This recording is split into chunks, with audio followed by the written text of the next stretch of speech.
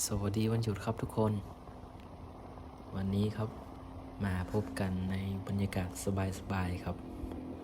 วันนี้ครับผมจะพาทุกคนครับไปชมบรรยากาศน้ำตกแห่งหนึ่งครับในจังหวัดสงขลาครับน้ำตกแห่งนี้ก็คือน้ำตกโตนลาดครับตั้งอยู่ในอุทยานแห่งชาติเขาน้ำค้างอำเภอนาทวีจังหวัดสงขลานะครับอันนี้ก็จะเป็นบรรยากาศครับระหว่างทางเข้าอุทยานนะครับช่วงนี้ครับเป็นช่วงหน้าฝนเลยครับบรรยากาศสองข้างทางก็ให้ความรู้สึกสบายใจมากครับเขียวสดชื่นดีครับอันนี้ถึงแล้วครับบริเวณปากทางเข้าน้ำตกครับอันนี้ครับบริเวณภายในอุทยานครับก่อนเข้าอุทยานครับจะมีค่าบริการครับ20 บาทแล้วก็ค่าฝากรถ20 บาทครับรวมเป็น40ครับเดินเข้ามาอีกหน่อยครับก็จะเป็นแลนด์มาร์คครับเป็นรูปหลักกิโลของอุทยานนะครับไม่ทันไรก็ยังไม่ได้ชมบรรยากาศฝนตกซะแล้วเราก็หยุดสักแป๊บหนึ่งครับแล้วก็พาชมบรรยากาศกันครับบรรยากาศหลังฝนตกก็ประมาณนี้นะครับ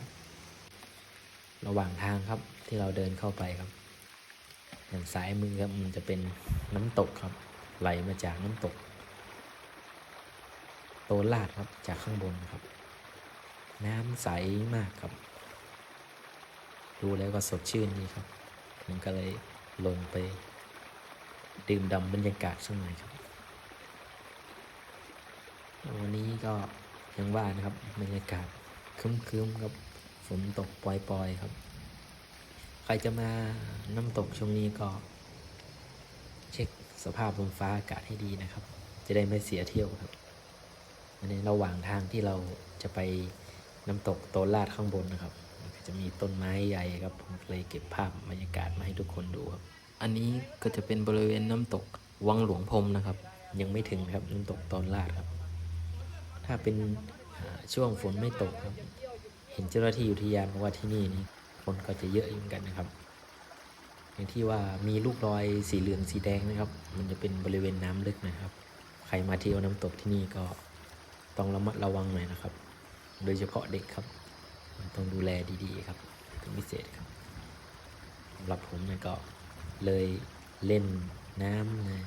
ริมๆครับเพราะว่าไม่อยากไปคนเดียวด้วยครับไม่อยากเข้าไปใกล้น้ำลึกครับเดี๋ยวเพื่อมีเหตุการณ์อะไรที่เราคาดไม่ถึงไปคนเดียวด้วยเดี๋ยวจะลำบากอันตรายครับในหลังจากเล่นน้ำนี้สักแป๊บกับก็เดินทางไปต่อครับเพราะว่าจุดหมายของเราก็คือบริเวณน้ำตกโตนลาดครับอันนี้นะครับเป็นบริเวณทางขึ้นน้ำตกวังพรมหลวงที่เราผ่านมาสักครู่นี้ครับในบรรยากาศก็จะเป็นครับช่วงหลังฝนตกก็หินมันจะลื่นนะครับต้องระมัดระวังครับในระหว่างทางที่เราเดินจะไปน้ำตกโตนลาดครับมันก็จะมีนะครับน้ำตกให้เราแวะเล่นน้ำแวะถ่ายภาพตามตลอดเส้นทางนะครับก็ดูให้ดีนะครับเพราะว่าบริเวณบางพื้นที่ของน้ำตกก็มันจะมีเป็นแหล่งบริเวณน้ำลึกนะครับถ้าไปคนเดียวก็ต้องระมัดระวังหน่อยนะครับอันนี้บริเวณทางเดินที่เราเดินขึ้นไปครับหินหลังฝนตกก็สภาพนี้นะครับจะลื่นๆหน่อยแล้วก็นี่จะเป็นภาพบรรยากาศระหว่างข้างทางครับมันจะมีน้ำตกให้เราได้ชมบรรยากาศเรื่อยๆครับไปแป๊บหนึ่งก็เหลืออีก100 เมตรแล้วครับน้ำตกโตนลาดบรรยากาศระหว่างทางเดินครับทางซ้ายมือครับมันจะเป็นบริเวณป่าของอุทยานครับส่วนทางขวามือครับมันก็จะเป็นบริเวณน้ำตกครับที่ไหลมาจากน้ำตกโตนลาดครับนี่ครับเดินมาก็ใกล้จะถึงแล้วครับเป็นปากทางน้ำตกนี่เจอแล้วครับน้ำตกโตนลาดครับในบริเวณต้นน้ำตกครับถามว่ามันมีความชันไหมครับก็สำหรับผมว่าไม่ชันเท่าไหร่ครับแต่ว่าทางตอนขึ้นไปนะครับมันก็เขาเรียกว่าอะไรคาบตะไคร่น้ำนะครับต้องอาศัยความระมัดระวังครับผมก็ลื่นไปหลายทีนะครับใครไปช่วงนี้ก็ต้องระมัดระวังครับอันนี้บริเวณข้างบนน้ำตกครับของน้ำตกโตนลาดครับ